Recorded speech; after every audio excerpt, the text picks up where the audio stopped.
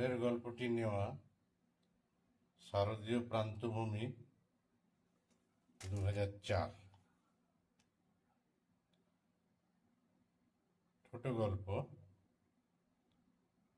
গল্পের নাম সুমন অন্তর্ধান রহস্য। লেখক Debayan Chattopadhyay,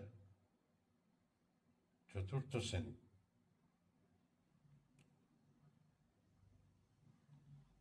silent, whole class silent, বললেন হেডমাস্টার মশাই। তক্ষুনি পুরো ক্লাস চুপ করে গেল। পিন পড়লেও শোনা যায় কেউ নড়ছে না। কচি কচি মুখগুলো থমথমে।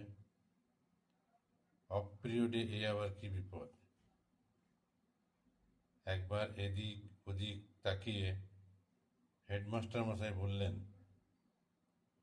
তোমাদের বন্ধু সুমন সেনগুপ্তকে খুঁজে পাওয়া যাচ্ছে না। গতকাল সে স্কুলে এসেছিল না?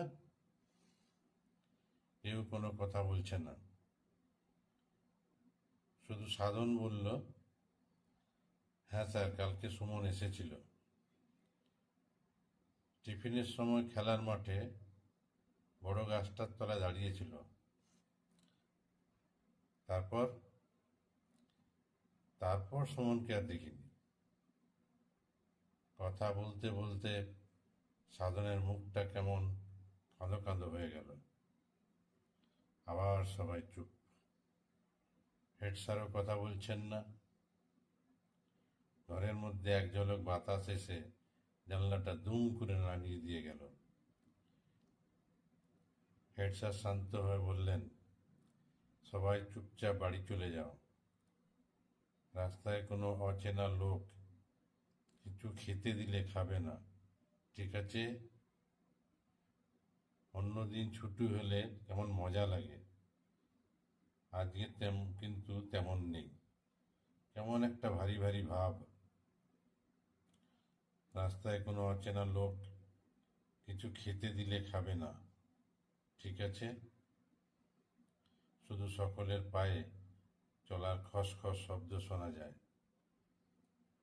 বিকেলে খেলতে গিয়ে অপু, সোনা, সাধন আর তাদের লিডার বাপ্পা লক্ষ্য করল উইকেট কিপারের জায়গাটা কিরকম ফাঁকা ফাঁকা লাগছে।